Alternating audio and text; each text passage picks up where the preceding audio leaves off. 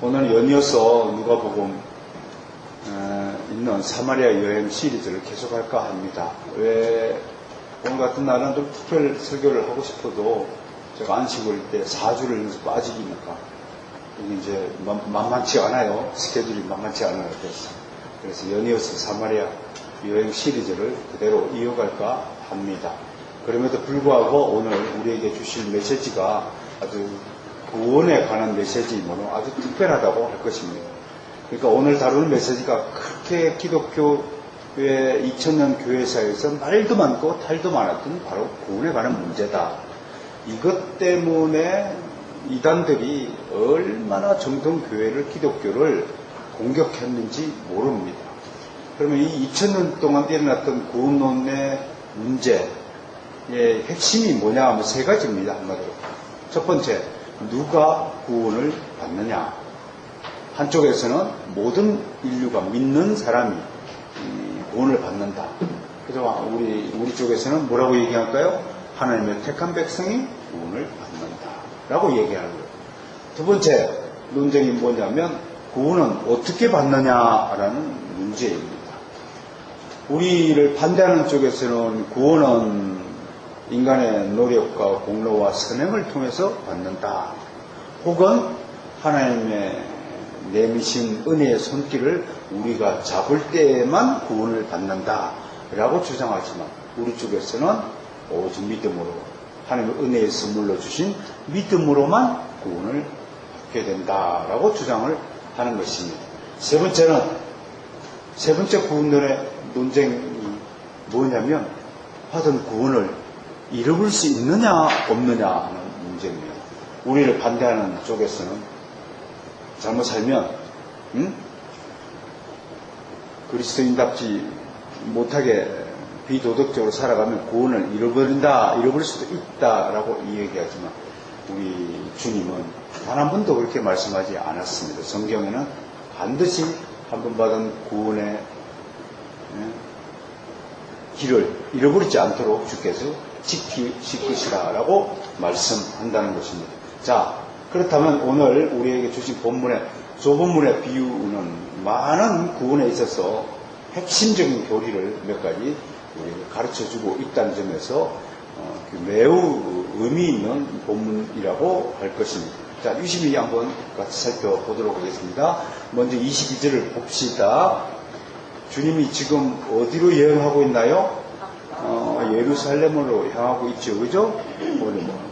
주님의 오로지 목적지는 예루살렘입니다. 그렇지만 아직 예루살렘에 도착해야 될 때가 이르지 않으니까 주님의 입장에서 좀 시간이 좀 남았죠.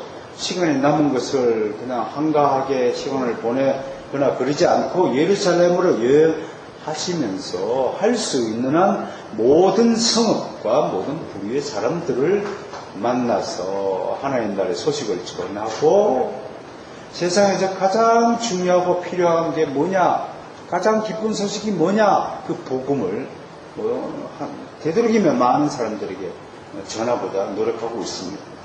이러한 모습에서 우리는 주님의 신실하심과 주님의 부지런하심을 보고 배울 수 있어야 하겠습니다. 성경은 늘 천국에 합당하지 않은 사람들 중에 한 사람으로서 거짓말하는 자와 게으름뱅이들 천국에 가지 못한다라고 늘 경고하고 있잖아요. 아무튼 우리는 주님께서도 이렇게 말씀해 주시죠. 주께서, 아버지께서 일하시니 나도 일하신다. 여러분 이 부분에 대해서 안식의 문제에 대해서 한번 묵상해 보아야 하겠습니다. 하나님이 세상을 창조하시고 7주 안에 안식하셨죠. 하나님이 힘이 들어서 안식하셨을까요? 하나님이 너무 고단해서 피곤해서 쉬어야 되실 분이신가요? 하나님은 피곤하지도 않고 졸지도 않고 주무시지도 않고 하나님께 피곤이라는 게 있을 수 없습니다. 그럼에도 하나님이 안식하셨다고 성경 기록하고 있습니다. 이것은 도대체 무엇을 의미합니까? 그걸 한번 보셔야 됩니다. 그것은 하나님이요, 자신이 지은 이 우주 만물 창조세계, 피조세계가 너무나 보시기에 어떻다고요? 토부했다. 너무나 보기 좋았다. So good이라고 할 만큼 너무 너무나 기분이 좋았다는 사실 그 자체와 안식이라는 개념을 동일시하는 것입니다. 예를 들면 이겁니다.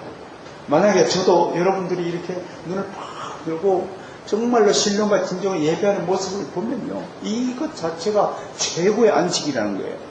하나님 입장에서 우리의 합당한 예배를 받았을 때 최고의 안식이 누려진다는 것이에요. 그런데 하나님의 안식은 그냥 깨어지고 말았어요. 삽시간에 깨어지고 말았어요. 얼마간 하나님의 평화는 스스로 평화를 누리지 못했어요. 왜? 아담의 범죄함 때문에. 하나님은 다시 일어나서 구속의 일을 시작하셔야만 되셨어요. 그래서 지금도 이 구속의 일, 구원의 일이 완성되기까지 하나님은 지금도 쉬지 않고 일을 하고 계셔야만 하신다는 것입니다. 그걸 주님께서 이렇게 고백했어요. 내 아버지께서 일하시면 나도 일하신다. 고로 가로 열고 너희도 땀을 흘리며 일을 해라 라는 교훈을 우리에게 주시는 거예요. 사도 바울은 이렇게 얘기했어요. 일하기 싫거든 먹지도 말라. 일하기 싫거든 먹지도 말라. 손을 놀리는 사람은 먹지 말아야 돼. 먹지 않으면 어떻게 될까요? 주님께서 하시는 말이 가로 열고 일하기 싫어하고 게으른 놈은 죽어비라. 그 똑같은 말씀을 좀 하는 거예요. 여러분, 게으름도 나쁜 습관이라고 심리학에서는 그렇게 이야기를 합니다. 대부분 일하기 싫어하는 사람들은 입으로 일을 하는 경우가 많죠. 입으로 하는 모든 것을 다 해요. 그러나 진짜로 섬기는 사람은 오른손에 하는 일을 왼손이 모르게 하는 것. 여러분, 예배를 준비하는 자가 있고요. 밥상을 차리는 사람이 있고 숟가락만 딱 들고 있다가 밥만 먹는 사람이 있다고 합니다.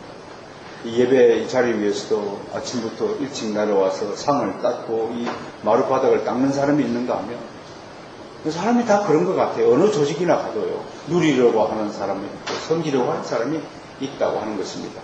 여러분, 하나님은 우리가 영원토록 천국에서 누리게 하기 위해서 지금도 하나님 나라의 자리를 닦고 상을 닦고 그렇게 열심히 일하고 계실 것이라고 저는 생각을 합니다. 아무튼 사랑하는 성도 여러분은 섬김을 받으려 하지 말고 대접받지 말고요. 좀 섬기는 자가 되어지길 원합니다. 내가 특히 엄마들에게 요청해요. 제가 따뜻한 밥을 먹지 못하고 자라서인지 엄마들에게 계속 강조합니다. 엄마가 해야 될 첫 번째 이유는 밥하는 겁니다. 집에서 밥하는 것이 엄마가 해야 될 첫 번째 하나님의 명령입니다. 그러니까 밥을 하라고 제가 강조를 합니다. 여러분, 아들 된 자로서 엄마가 해주는 밥을 못 먹고 자란 사람, 생일상 한번 받아보지 못한 아들의 이 허된, 좀 헛한, 뭔가 좀 빈 것 같고, 뭔가 좀 쓸쓸한 것 같은 이 기분을 뭘로 말을 해야 여러분 알아들을까요? 참으로 참 허접하고, 다른 엄마들이 면회 와가지고 음식을 싸가지고 아들 입에 먹여주고 하는 모습을 보면 그것이 얼마나 부러웠는지 지금 생각해보면 참 그런 쓸쓸한 느낌이 듭니다. 여러분, 일하는 손이 되어지길 원합니다. 아버지는 열심히 바깥에 나가서 일을 해서 돈을 벌어서 가장의 몫을 다 하세요. 엄마는 열심히 집안 살림을 잘하고요. 그러니까 여성이 아무리 사회가 밝혀지다 하더라도 여성의 첫 번째 임무는 돕는 배필입니다. 그것 때문에 여성이 지음을 받았습니다. 어떻든 간에 가족의 건강을 책임지고 가정 살림을 정말로 정리정돈 잘하고 살림을 잘하는 것이 여자의 첫 번째 일이라는 사실을 다시 한번 강조합니다. 자, 이때 이 3절 볼까요? 이런 주님 앞에 어떤 사람이 갑자기 이렇게 질문을 합니다. 구원을 얻는 자가 적습니까? 많습니까? 이 사람의 질문을 통해서 우리는 당시 유대인들의 구원에 대한 생각이나 가치관들을 간접적으로 접할 수 있습니다.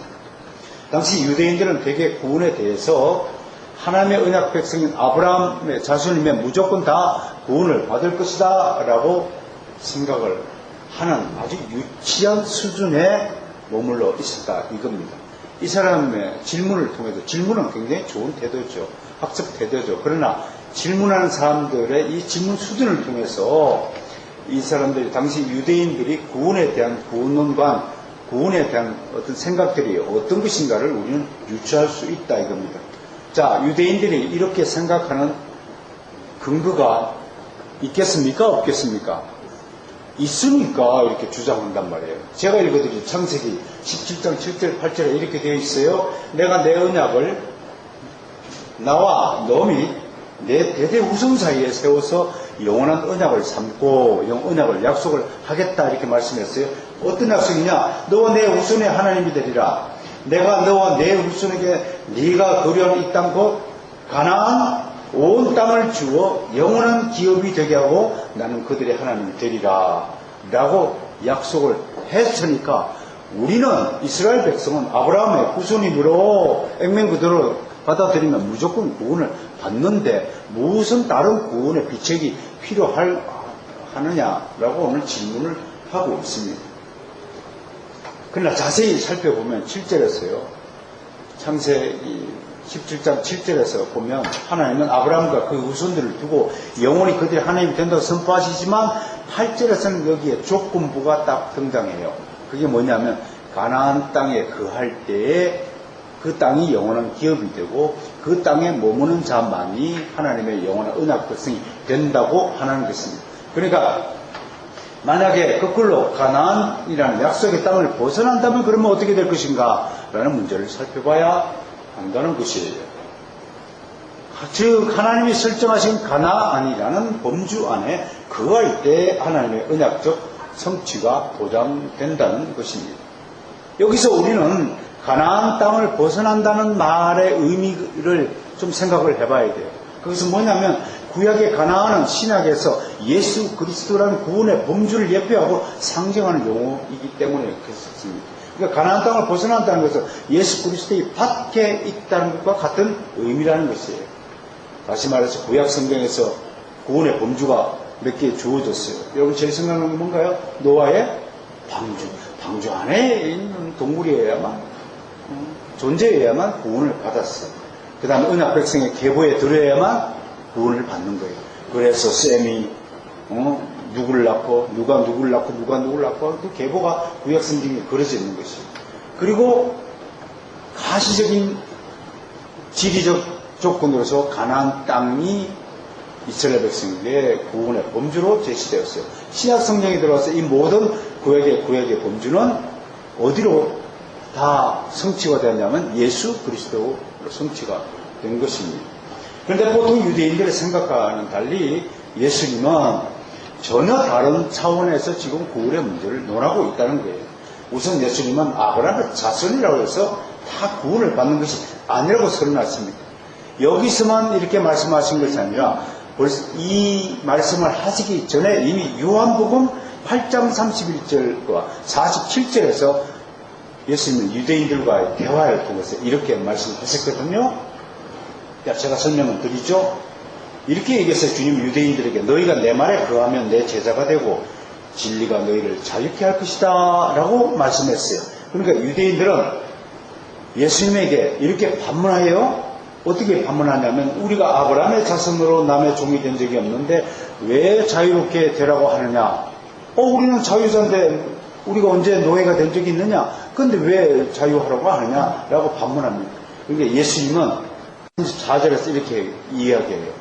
죄를 범하는 자마다 다 죄의 종이다. 다른 차원에서 지금 말씀을 하고 있어요. 너희가 아브라함의 자손이지만 내 말이 너희 안에 있을 것이 없다고 선언하면서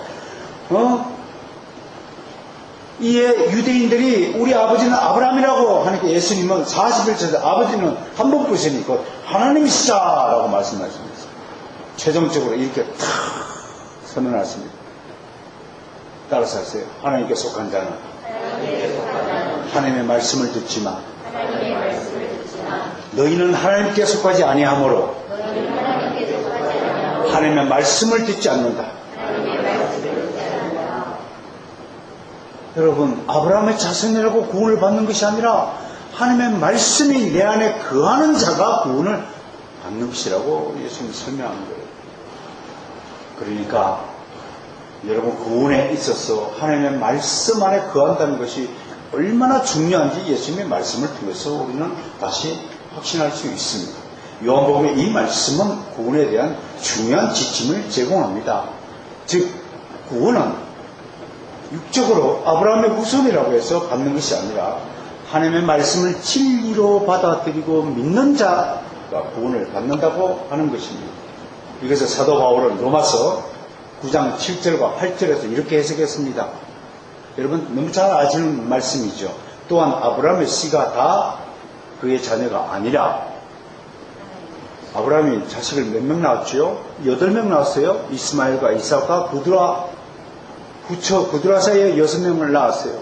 그 8명 중에 그 8명이 전부 하나님의 씨가 아니라 오직 이삭으로 난 자라야 내 씨라 불려지라 하셨으니, 그 따라서 육신의 자녀가 하나님의 자녀가 아니요 오직 약속의 자녀가 씨로 여김을 받느니라.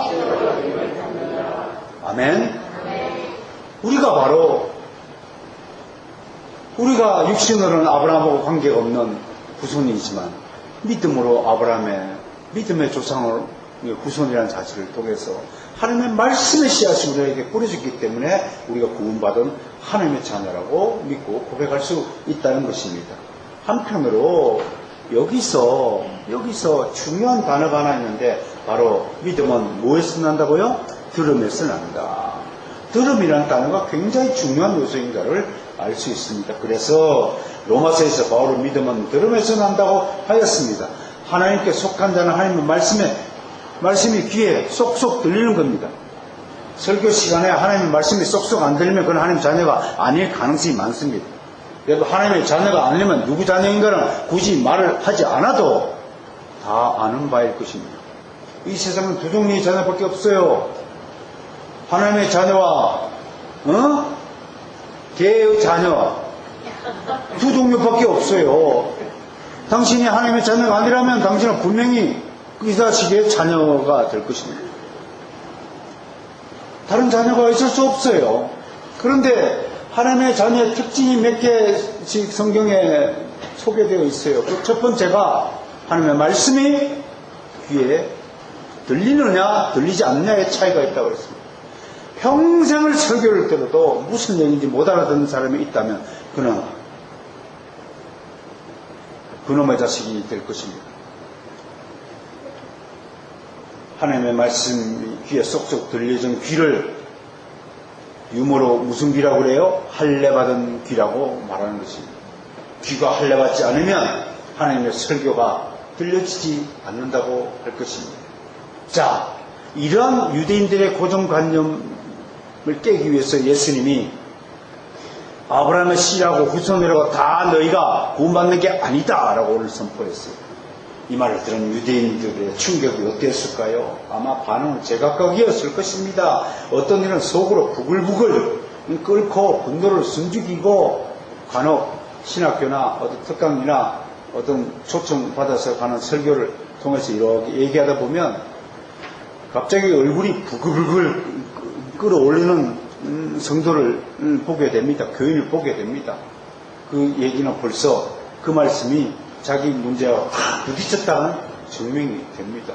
그저께도 맨 앞에 앉아있는 분이 며느리 시어머니 얘기하는데 갑자기 그냥 얼굴이 벌개지면서 자리에 일어나서 그 하나님의 말, 진리의 말씀을 듣지 못하는 지경까지 이르게 되더라고요. 아무튼 삿대질에 욕설을 하고 어떤 이런 말도 안 되는 소리를 하며 그 자리를 박차고 일어나 떠났을 것이며, 어떤 이는 또 더 자세히 들어보고 결정한 신중한 사람들도 있었을 것입니다. 그러나 어떻든 극히 소수이겠지만 하나님의 말씀에 양심을 찔려서 회개하면서 주여, 내가 바로 그런 자이나이다. 주여, 이 좋은 말씀, 진리의 말씀으로 나를 다시 거듭나게 하시니 감사합니다 하는 반응을 가진 사람도 있었을 것입니다. 그렇다면 오늘 예수님이 제시하는 구원에는 누가 그 혜택을 받고 누리는 것이냐? 그 24절에 있어요. 이 4절부터 주님은 바로 조복문을 제시합니다. 누가 그런 구원을 받느냐? 그 많은 유대인들 중에서 예수님의 말씀을 튕기지 않고 반발하지 않고 오히려 그것을 받아들여서 안고 주님 감사합니다. 나라의 진리를 깨닫게 하시길 감사합니다. 내가 정말 죄인입니다라고 고백하는 극히 소수의 무리를 향하여 오늘 주님은 바로 조본문의 비유라는 것을 들어 우리에게 설교하고 계시는 것입니다. 자, 여기서 먼저 조본이라는 단어의 용도를 좀 알아보아야 하겠습니다. 헬라어로 스테노스인데요. 스테노스. 이게 직역하면 한숨 짓다, 탄식하다, 신음하다 또는 원망하다 라는 것입니다. 아니, 스테노스가 그런 뜻이 있다고요? 한숨 짓고 원망하고 신음하고 단식한다고요? 이게 도대체 무슨 뜻일까요? 라고 했더니 많은 성경 신학자들이 이렇게 풀이를 합니다. 탄식과 핍박과 곤경 없이는 하나님 나라에 들어갈 수 없다는 뜻을 스테노스에 담아 두었다라고 해석을 하고 있습니다. 그렇게 해석은 근거가 뭡니까? 했더니 사도행전 22장 14절에서 바울이 이렇게 얘기했습니다. 제자들의 마음을 굳게 하여 이 믿음에 머물러 있으라 권하고 또 우리가 하나님의 나라에 들어가면 잘 들으세요. 많은 환난을 겪어야 할 것이다 라고 말했어요. 하나님 나라에 들어간 게 쉽다고요? 한숨 짓고 신음하고 고통스러운 것을 느낄 만큼 쉬운 일이 결코 아니다라는 그 뜻을 오늘 조본이라는 스테노스의 단어에 담았다고 하는 것입니다. 여러분 위건호 이야기 들으셨죠? 수요예배 때마다 신앙의 뿌리를 차서 위건호 신앙인들이 정말로 우리 종교개혁 이전에 우리 신앙의 모본이다 그렇게 소개한 바가 있잖아요. 여러분 책을 다 읽으셨잖아요. 어떤 위건호가 신앙의 핍박을 피해서 숲길과 늪을 지나 산을 넘고 바다를 건너 도망칠 때 길이 자꾸 넓어져요? 없어져요? 이렇게 고백하잖아요. 왜 구원의 길은 가면 갈수록 넓어지는 것이 아니라 좁아지는 것도 아니고 좁아지다가 결국은 사라지고 마는구나. 낭떠러지 끝으로 하나님이 밀고 가시는 거예요. 그래서 그 위건호와 그 가족들은 이제 부둥켜 안고 뒤에서는 적군이 쫓아오죠. 가족들이 절벽에서 이제는 죽었다. 이제는 끝이다. 이제는 바다를 향해서 뛰어내릴 수밖에 없다고 뛰어내렸더니 누가 구조했어요? 하나님이 영국 상선을 보내가지고 바로 구조해갖고 영국으로 실어 날라서 비난민촌에 정착하게 하고 거기서 재주를 부리고 기술을 부려서 영국에서 대부자가 되었다는 아름다운 이야기로 결말을 짓는 걸 보였어요. 그래서 스테노스라는 뜻에 어떤 뜻이 하나 첨가가 되었냐면 갈수록 길이 사라지는 이런 뜻이라고 하는 것입니다. 우리 신앙의 길도 마찬가지예요. 여러분 우리 교회가 개혁교회 깃발을 올렸습니다. 저는 우리 교회가 지금 개혁교회화 되었다고 감히 말하지 못합니다. 우리는 개혁교회의 모본을 바라보며 정말로 참된 개혁교회가 되고자 하는 소망을 저는 여러분에게 발표했다고 보여집니다. 우리도 어쩌면 다른 일반 교회와 다른 복음주의권 교회와 크게 다르지 않을 것이라고 생각합니다. 시편 찬송 몇 번 부르고 또 남들이 안 하는 책도 좀 읽고 그런다고 개혁교회 모본이 완성될 것이라고는 저는 생각하지 않습니다. 그럼에도 불구하고 깃발로 올린 것은 생각해 보세요. 목표 없는 전진이 있을 수 없습니다. 우리는 십자가가 세워진 골고다 언덕을 향해서 어떻든 날마다 한 걸음씩 발을 떼어 진군해야 되는 운명에 속한 사람들입니다.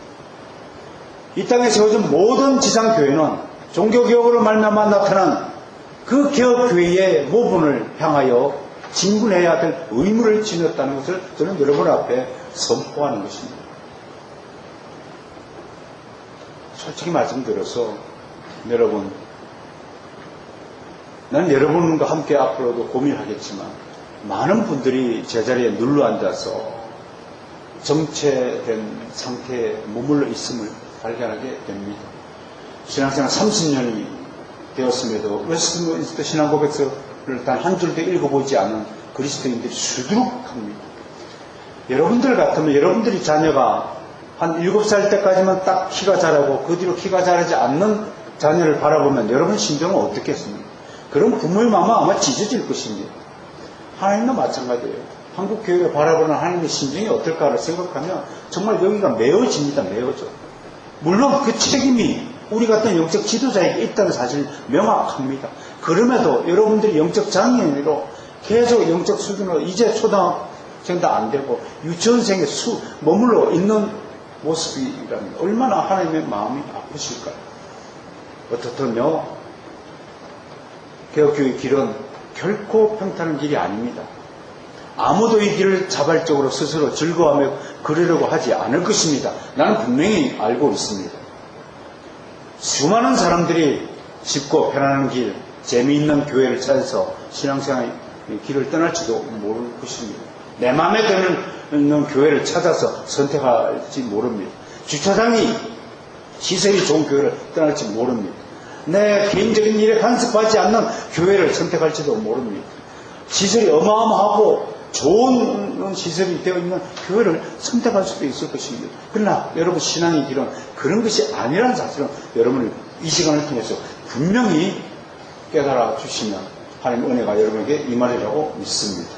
자, 다음으로 그러면 주님은 이 문을 어떻게 들어가라고 하시느냐라고 하면 오늘 본문을 통해서 그 문에 들어가기를 힘써라라고 권면하고 있습니다. ESV 영어 성경은 이것을 strive to enter 라고 번역했습니다.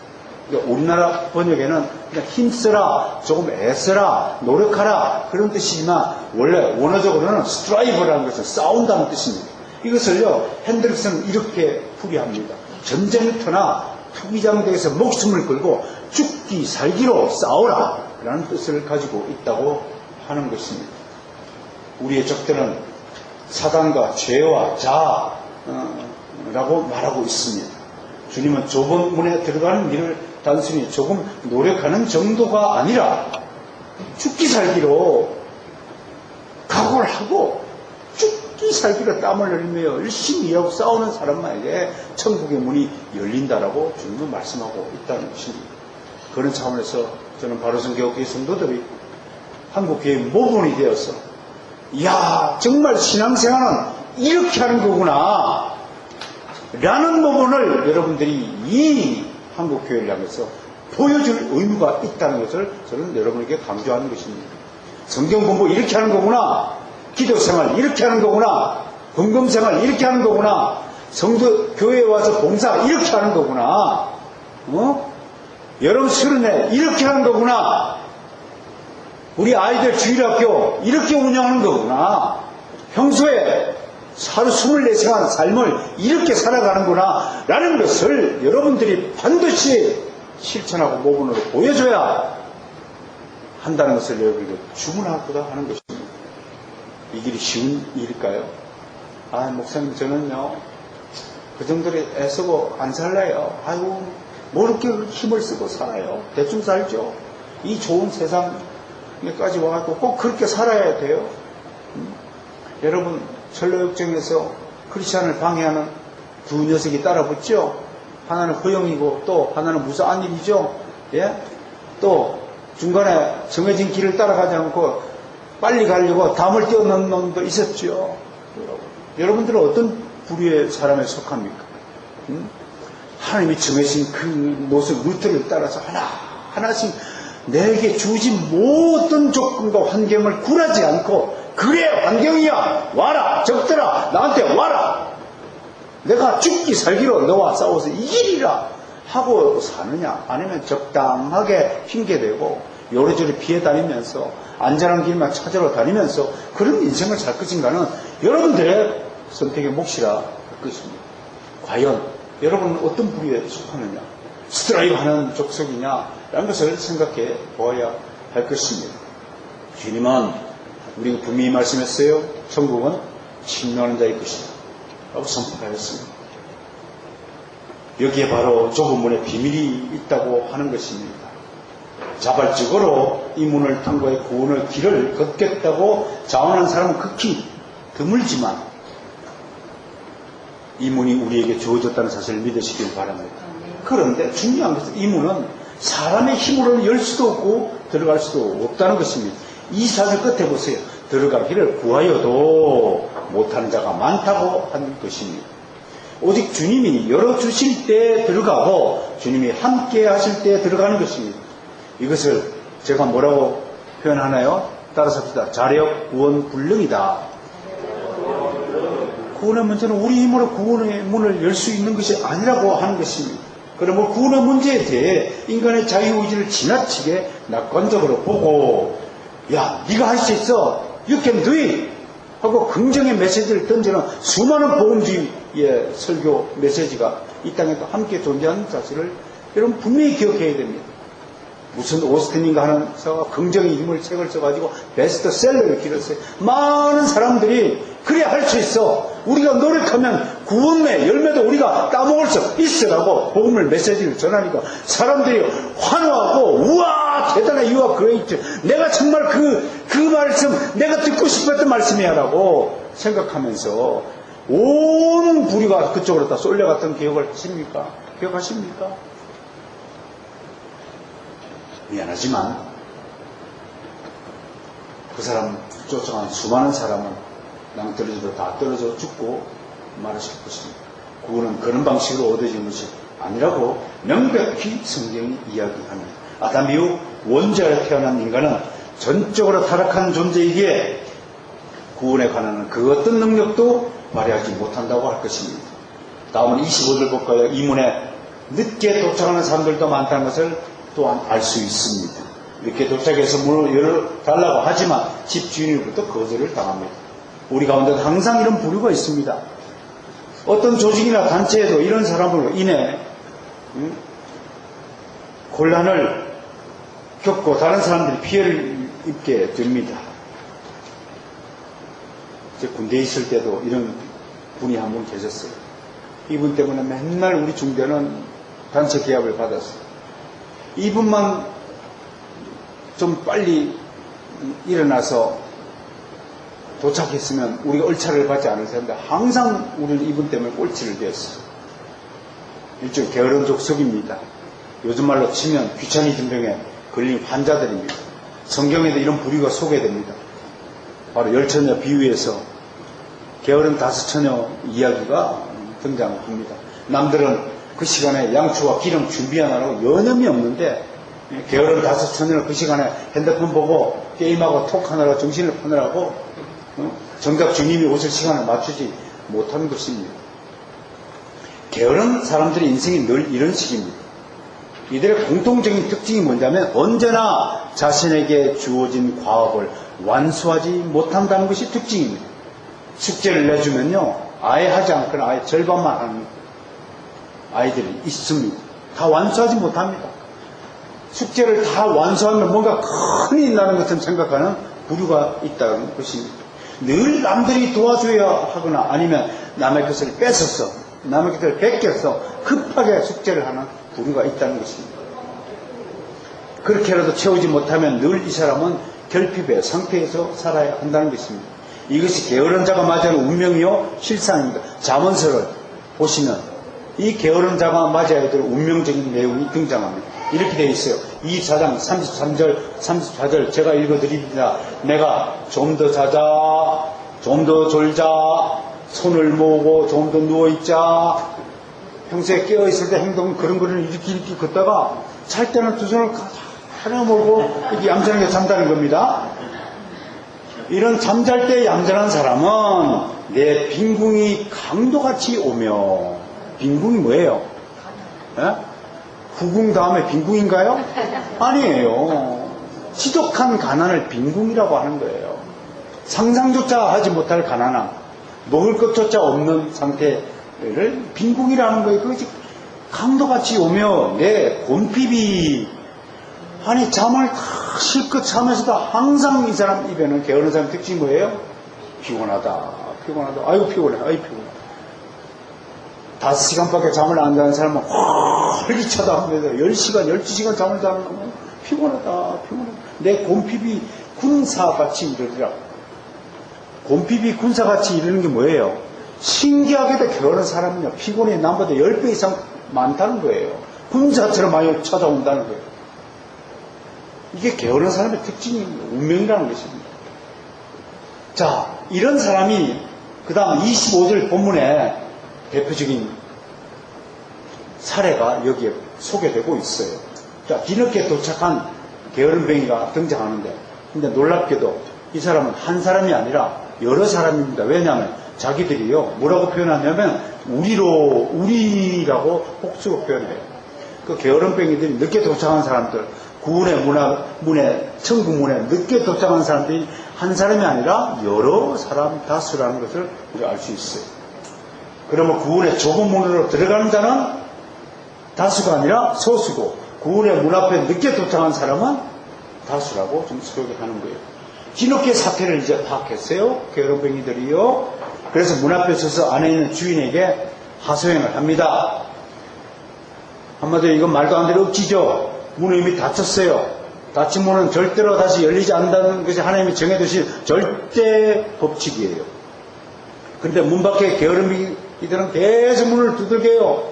규칙을 어겨서라도 특별 혜택을 주어서 문으로 들어가게 해달라고 떼를 쓰는 겁니다. 이게 또 게으름뱅이 특징이에요. 떼 쓰는 거. 너 이번에 공부 잘해서 시험 성적 90점 이상 올리면 내가 내 컴퓨터 한 대 사줄게. 그런데 안타깝게도 87점 맞았어요. 그러면 약속은 어떻게 되는 겁니까? 부모가 컴퓨터를 사주지 않아도 되는 거죠. 약속 못 지켰죠. 그런데 게으름뱅이 특징이 뭔 줄 아세요? 어쨌든 90점 가까이 맞았잖아. 컴퓨터도 비슷한 거라도 사줘야지. 이렇게 우기는 것이 특징이에요. 컴퓨터 비슷한 거라도 사줘야 되는데 90점 가까이 맞았습니다. 이게 억지이고 떼쓰는 겁니다. 우리 사회에서 지금 이런 일들이 부지기수로 일어났죠. 무조건 큰 소리 치고 때를 쓰면 통하는 세상이 되었어요. 큰 소리 치면 막 금방금방 문제를 해결해 주더라고요. 그래서 구청이나 시청에 가보면요, 아무도 민원실 앞에 고함질사이 많아요. 파출소 와서 고함질사이 많고 이상한 사회가 되었는데, 이건 분명히 정상적인 사회가 아닙니다.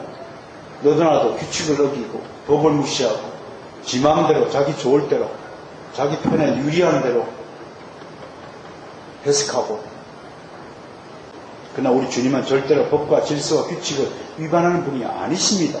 저들이 문 밖에서 제 아무리 때를 쓰고 억지를 부려도 이렇게 단호하게 말씀합니다. 잘 보세요. 25절 뒤에 나는 너희가 어디로부터 온 자인지 알지 못한다. 영어로요, I don't know. I don't know you. 니들 내가 누군지 모른다는 거예요.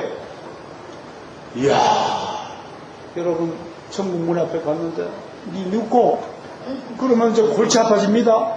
이야, 드라마 내가 기다렸다. 환영한다. Welcome to enter my kingdom. 그렇게 하고 반가워야 되는데 누구? 글쎄 처음 보는 사람인데, 그러면 이제 골치가 아프다 이겁니다. 독자는 주님의 이런 단호함을 두고 이것은 사랑이 아니라고 우깁니다. 이들은 무조건 봐주는 것이 사랑이라고 믿고 싶은 것입니다. 늘 이야기하지만 공의 없는 사랑은 가짜입니다. 하나님은 의롭고 거룩하신 분이십니다. 하나님은 거짓된 사랑을 하지 않으신 분입니다. 하나님은 법을 어기는 자에게 매를 드시는 분이십니다. 그것이 진짜 사랑이기 때문에 그렇다는 것입니다. 잘못된 것을 고쳐주지 않는 것은 가짜 사랑이에요. 우리 아이들이 법과 규칙을 어기는데도 불구하고 입을 닫고 있는 어른들이라면 그건 어른들 자격이 없는 거예요. 그건 하나님의 백성으로서 회개해야 될 일입니다. 하나님은 법과 규칙을 지키시는 분이고 약속을 지키시는 분이십니다. 기독교는 지 맘대로 종교가 아닙니다. 기독교는 철저하게 하나님의 법을 지키는 종교라는 사실을 다시 한번 유념해 주시기 바랍니다. 이러한 주님의 단엄에 대해서 그 다음 장면에 이 게으름뱅이들이 이제는 어떤 태도를 가지느냐, 때를 쓰고 억지를 부리며 문을 두드려도 주님의 태도가 완강하니까 이번에는 선수를 바꾸어요. 26절 보세요. 이걸 좀 약간 각색해서 좀 소설처럼 써서 여러분들에게 소개하면 이런 얘기예요. 아니 주님, 우리를 모르세요? 아니 주님과 하룻밤을 잠을 자기도 한 사이인지 모르세요? 주님이 설교하실 때 우리가 얼마나 설교를 지금 잘 들었습니까? 응? 우리의 거리에서 우리 동네 와서 가르치기도 하셨잖아요. 주님, 저 보세요. 저 모르세요? 그 얘기를 하고 해요. 주님도 우리 신세를 졌잖아요. 우리 집에서 잠 자고 우리 집에서 밥까지 먹었잖아요. 우리 신세 진 건 아니에요? 라고 하는 거예요. 이게 뭐예요? 한마디로 인정에 고소하는 거예요. 이제 정식으로 안 되니까 비공식적으로 때를 쓰는 거예요. 경상도 사람들이 협상하다가 곤란하면 어떻게 합니까? 우리가 우리가 남이가 그래가지고 은근히 그냥 묻어가려고 구렁이 담는 거 하듯이 대충 일을 처리하고는 기질들이 있어요. 인정주의를 대표하는 상징적인 말입니다. 이런 점에서 우리 민족이 얼마나 인정에 취약한 민족인가를 생각해 보아야 합니다. 한국 사회가 정말로 선진국으로 발돋움하지 못하는 중요한 이유 중에 하나가 이 인정주의에 매몰되어서 공사가 구분이 잘 안 되기 때문에 그렇습니다. 많은 취업의 문제를 보십시오. 정권만 잡으면 자기 자식을 그냥 좋은 자리에 다 취직시켜오는 이런 일들이 바로 인정주의의 다른 표현이 아닐까 생각을 합니다. 자, 이런 인정주의에 대해서 주님은 어떻게 반응하십니까? 27절 보세요. 완강합니다. 나는 너희가 어디로 왔는지 알지 못한다. 거듭 선언하고 이렇게 명령합니다. 이제는 명령해요. 이 게으름뱅이들을 향해서 행악하는 모든 자들아 나를 떠나가라.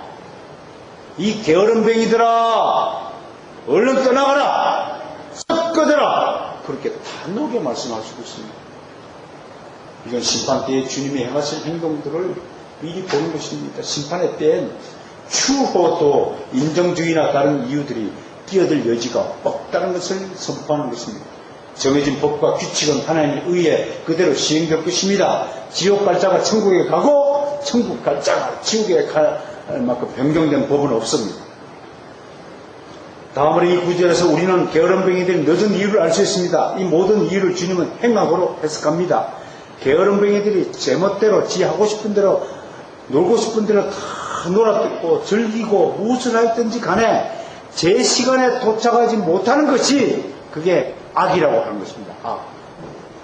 자신에게 주어진 과업을 다 실천하지 못하는 것을 주님은 그것을 행악이라고 말하는 거예요. 그게 아주 중대한 범죄라고 선포하는 것입니다. 얼마나 무서운 판결입니까?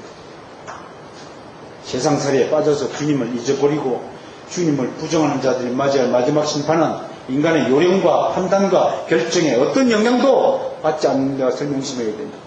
그러면 사랑하는 성도 여러분, 정말 여러분들이 아름답고 멋지고 복된 인생을 살고 싶습니까?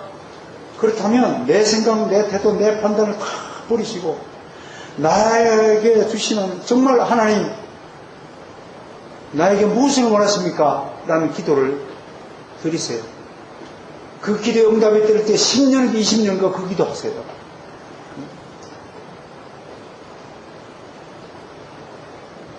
반드시 하나님의 응답이 주어질 것이라고 저는 생각을 합니다. 이제 좁은 문으로 들어가지 못한 자들과 좁은 문 안으로 들어간 사람들의 차이점에 대해서 28절과 30절이 구체적으로 설명하고 있습니다. 28절을 먼저 보세요. 뒤늦게 도착한 게으름뱅이들은 하나님 나라에 들어가지 못하고 하나님 나라 밖으로 쫓겨난다고 하였습니다. 대체 하나님 나라의 밖까지 세상이 어떤 곳이길래 그런 것인가요? 28절에서 간단하게 이렇게 설명하네요. 다 같이 따라서 슬피 울려 이를 갈다. 여러분, 왜 악에 차고 분을 못 이기면 이빨을 갈까요? 네? 왜 이빨을 갈까요? 심리학자들은요, 이빨은 무엇하라고 만들어주신 건가요? 음식을 씹으라고. 몸에 건강한 음식을 씹어서 넘기라고 이빨이 있는 거예요. 그럼 이빨을 왜 갈까요? 몸에 건강한 음식을 씹을 음식이 있다 없다? 없으니까 이빨을 간다는 거예요. 여러분, 게으름뱅이에게는 하나님의 영적 양식을 줄 수 있을까요? 없을까요? 게으름뱅이는 양식을 없으니까 입에 씹을 양식이 없기 때문에 지금 슬피우며 이빨을 간다고 하는 것입니다. 그런데 이것보다도 사실은 계시록에서 하나님 나라 밖의 세상을 더 가혹하게 적나라하게 표현하고 있습니다. 시간 관계상 제가 읽어드리죠. 계시록 6장 17절 누가 능히 서리요 라고 그랬습니다. 서지 못한다는 것은 넘어지고 쓰러진다는 것 아닙니까? 서지 못한다. 8장 5절에 써요. 이렇게 제단에 불을 닿음마다 땅에 쏟음에 우레와 음성과 번개와 지진이 나더라. 하나님 나라 밖의 세상은요, 우르르 지진이 나고 흔들거리고 천둥소리가 번개불기가 나고 사람이 겁나서 살 수 없는 공포의 세상이라고 말하고 있습니다. 20장 15절에서 결정적으로 이렇게 말합니다. 불못에 던져오리라. 하나님 나라의 밖의 세상은 어떤 것이라고요? 불못이다. 불못이 뭔가요? 연못이 아니라 불못입니다. 연못에서는 우리가 보트 타고 즐겁게 수영하고 헤엄치고 놀 수 있지만 고기들도 함께 살 수 있지만 불못이 뭐라고요? 불이 팔팔팔팔 끓어오르는 용암이 팔팔팔 끓는 그런 못이라는 사실을 요한계시록의 증언을 통해서 분명히 기억해야 할 것입니다. 그러면 29절 보세요. 좁은 문호들은 극히 일부의 소수의 사람들 하나님의 나라의 잔치에 참여하는 영광을 누린다고 말씀하고 있습니다. 계시록 14장 13절에서요. 또 내가 들으니 지금 이후로 주 안에서 죽는 자들은 복이 있도다 하시네. 성령이 이르시되 그러하다 그들이 수고를 그치고 쉬리니 이는 그들의 행한 일이 따름이라 하시더라. 그렇게 말씀하시면서요. 19장 9절에 어린 양이 혼인잔치에 청함을 받은 자는 복이 있도다 하고 내게 말하되 이것은 하나님의 참되신 말씀이라 라고 하였습니다. 하나님의 참되신 말씀은 어린 양의 잔치에 반드시 참가한 자들이 있고 그 자들보다 더 복된 자들은 이 땅에 없다라고 말하는 것입니다. 그리고 20장 12절에서 죽은 자들이 큰 자나 작은 자나 그 보좌 앞에 있는데 책들이 쫙 펴있고 다른 책이 펴있는 게 생명책이래요. 그래서 생명책 이름을 다 농맹할 때 여러분 상상해보세요. 생명책에 다 앞에 오만 무리가 구원받은 무리가 앞에 있는데 쫙 열었어요. 기억령 뒷금으로 발표를 한다 칩시다. 예? 최씨를 발표하는데 디귿자가 나오고 아야 순조가 되는데 최더함 그러면 얼마나 감격하겠습니까? 그런데 내 옆에 있는 최덜함이가 빠지면 어떻게 될까요? 최덜함 그러면 최덜함이고 발표가 안 되면 어떻게 돼요? 이거 때는 너저리라고 된 겁니다. 이 다후는 있는데 이 동후는 발음이 안 된다. 그러면 이게 큰일 나는 거예요. 7년호는 있는데 6년호가 없다면 큰일 나는 거예요. 여러분 이게 얼마나 중요합니까? 농명될 때 이런 그 기쁨을 누린다고 하는 것입니다. 정말 누가 과연 복을 받은 사람이냐 한번 생각해 보세요.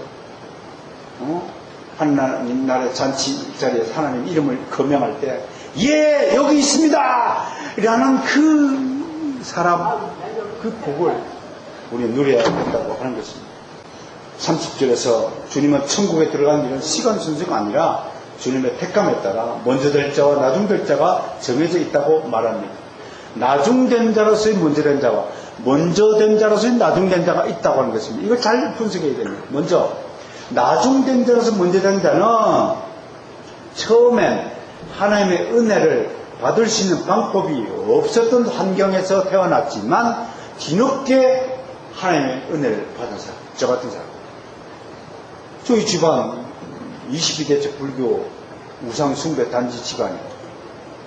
할머니 지금도 기억해. 북에서 비나이다 신천 신정께 비나이다 정화서 떠나고 새벽마다 빌고 그런 모습들이 제 기억 속에 환하게 담겨 있습니다. 그럼에도 불구하고 지금 하나님 은혜를 받아서 예수 믿고 구원받은 백성으로서 이렇게 멋진 삶을 살고 있잖아요.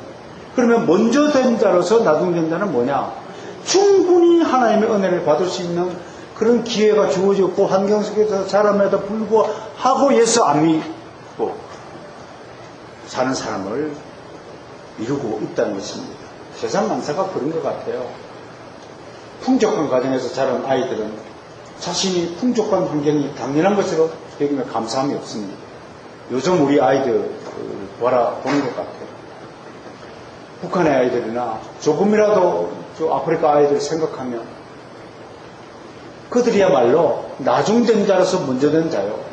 우리 한국의 아이들은 먼저 된 자이면서도 불구하고 아직도 감사함이 없는 나중된 자가 아닐까라고 생각을 하는 것입니다. 시족하게 가난한 환경 속에서 자란 아이들은 조금씩 나아지는 환경에 아주 감격하고 기뻐합니다. 저도 반지하에 살다가 지상으로 올라왔을 때 춤함을 한번 췄고 2칸짜리 방에서 3칸짜리 방으로 올라왔을 때 춤을 추고 지금은요 이것마저도 달가워하지 않는 탐욕 속에서 살고 있답니다. 좀 더 좋은 집이 보이고요.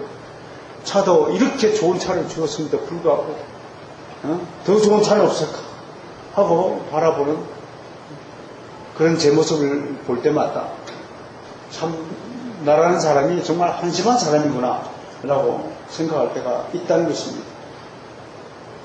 정말로 우리 첫사랑을 잊어버리지 않기를 원합니다. 주님 맞이했을 때 조금만 하나님의 터치를 해도 눈물이 나고 목사님이 한번 쓰다만 적어도 가슴이 훅 뜯어대지고 그랬던 그 순수한 마음이 어느새 10년 20년 되니까 제법 마치 어른이 된 것처럼 제법 말이에요. 내가 신앙을 잘 믿는 것처럼 스스로 착각하고 말이에요. 기도를 할 때도 괜히 목에 힘주고 있는데 기도하게 되고 그렇게 순수한 열정으로 뜨겁게 기도했던 그 사람이 할렐루야 형식적인 기도를 하게 되는 모습으로 변모해 갈 때 정말 누가 먼저 된 자이고 누가 나중된 자인가를 진심으로 생각을 해봐야 될 것입니다. 오늘 저본문 말씀을 통해서 3가지 교훈을 기억해야 할 것입니다. 첫째, 구원의 문제는 절대로 인간의 몫이 아니라는 것을 기억하시길 바랍니다. 구원은 오직 하나님 아버지의 선택과 예수 그리스도의 구속사역과 성령님의 구원의 개인적인 적용 때문에 어우러진 결과임을 아셔야 할 것입니다. 즉, 한 사람의 죄인에게 은혜의 선물로서 믿음이 주어져야만 가능한 것입니다. 그럼에도 여전히 일각에서 구원의 일에 인간의 역할을 규정하고 마치 구원의 결정권이 인간에게도 있는 것처럼 하나님도 구원을 결정할 수 있고 우리도 구원을 결정할 수 있다는 인본주의 사상이 여전히 존속하고 있다는 것입니다. 이런 일에 속지 않기를 다시 한번 권면드립니다. 두 번째, 그럼에도 구원의 결정권 주권은 하나님에게만 있다고 할지라도 그럼에도 우리는 구원을 위해 힘쓰고 싸워야 한다는 것입니다. 우리는 우리에게 주어진 책무의 역할을 충실히 감당해야 됩니다. 아버지가 재벌이니까 돈으로 세상에 좋은 학교 얼마든지 집어넣을 수 있다고 봅시다. 하버드대, 예일대, 전화 한 통이면 아버지 전화 한 통이면 다 갈 수 있다고 칩시다. 진짜 좋은 아들이라면 아무리 그런 혜택을 누린다 할지라도 자기는 자기 나름대로 하버드생에 어울리는 공부를 해야 하는 것입니다. 들어가는 게 중요한 게 아니에요. 서울대 합격하는 것만으로도 다 충족된 것이 아니에요. 서울대생에 합당하게 공부해야 돼요. 옆 사람은 영어를 잘잘잘잘 하는데 지는 서울대 생기면서도 영어 한마디 못한다면 그거는 나중에 탈락한 나고생이 될 수밖에 없다는 사실 알아야 됩니다. 그러니까 우리 이거 기억해야 돼요. 하나의 몫은 하나의 몫이에요. 구원을 결정하고 누가 구원을 받느냐 결정하는 문제는 하나의 몫이에요. 그러나 구원의 문제에 대해서는 반드시 기억해야 되는데 우리의 몫이 있다는 거예요. 그러니까 그건 하나님이 하시니까 뭐 나는 가만히 있어도 되겠나는 그런 기독교가 아니라는 거예요. 하나님의 몫과 인간의 몫이 다르다는 것을 알아야 합니다. 집안에서 요즘에 반려동물과 동거하는 사람이 많다고 하죠. 아무리 반려동물 서로 아끼고 돌보고 사랑한다 하더라도 각자 맡아서 해야 될 일이 따로 있다는 겁니다. 아무리 세상이 뒤집어져도 개가 아무리 특출나도 내 애기한테 밥을 지어서 바치는 개는 없을 겁니다. 내가 원하는 TV 채널을 탁 틀어주는 개는 없을 겁니다. 내 대신 숙제를 해주는 개는 없을 겁니다. 개의 몫이 있고 인간의 몫이 달리 있는 것입니다. 하나님의 몫을 하나님이 충실히 하고 계십니다. 하나도 잃어버리지 않고 하나님의 몫을 다 하고 계십니다. 문제는 누구일까요? 우리예요. 우리는 우리 몫을 다 해야 된다는 것입니다. 세 번째 마지막으로 우리는 사나 죽거나 자나 복음을 전하는 일을 게을리하지 않아야 한다는 것입니다. 요즘 세대 정말 복음에 대해서 신경질적으로 반응하는 세상인 것 같아요. 워낙 다양한 복음이 많아요. 이상한 복음이 많아요. 무슨 프로그램을 개발해가지고 막 호도하는 이상한 선생들이 가짜 선생들이 절비합니다. 여러분 종로에 가면 무슨 회관이 있어요. 많아요. 백전회관도 있고 무슨 빈 자리에서 곳곳에서 이상한 세미나들이 있는 것입니다. 저는 정말 요한계시록 가지고 장난치는 그분을 보고 깜짝 놀랐습니다. 그런데도 그런 잘못된 강의를 듣고도 알렐루야 아멘 하는 걸 보고 더 놀랐습니다.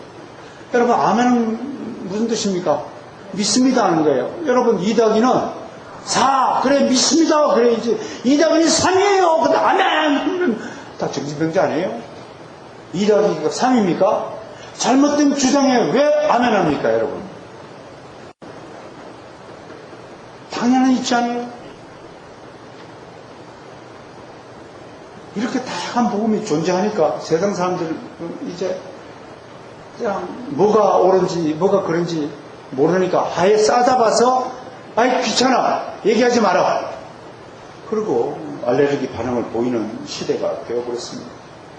교회에서 왔습니다 라는 소리가 들리면 얼굴부터 붉힙니다. 바로 이것이 사탄이 노렸던 전술이었고 바로 이러한 곤란한 상황을 연출함으로써 진짜 복음이 사람들에게 들리지 못하도록 방해한 사탄의 교면 작전이었다고 하는 것입니다. 그러나 여러분 분명히 기억해야 할 것은 바로 이러한 일 또한 하나님의 섭리의 역사임을 믿으셔야 하는 것입니다. 복음은 어떤 경우에도 울려 퍼지도록 하나님이 설계를 해두셨어요. 아무리 세상들이 귀찮아하고 막 밀쳐내고 알레르기 반응을 하고 저주하고 할지라도 복음은 울려 퍼지게 되어 있습니다. 그럼에도 하나님은 이러한 환경과 상황을 이용하셔서 이 와중에도 복음을 전해야 된다는 것을 우리가 말씀하고 있다는 것입니다. 여러분 여건을 두려워하지 마십시오. 환경을 두려워하지 마세요. 그냥 우리가 해야 될 몫은 어찌되든 간에 하면 되십니다. 나머지 일은 하나님께서 다 해주시는 하나님의 몫이 있다는 것을 기억하시기 바랍니다.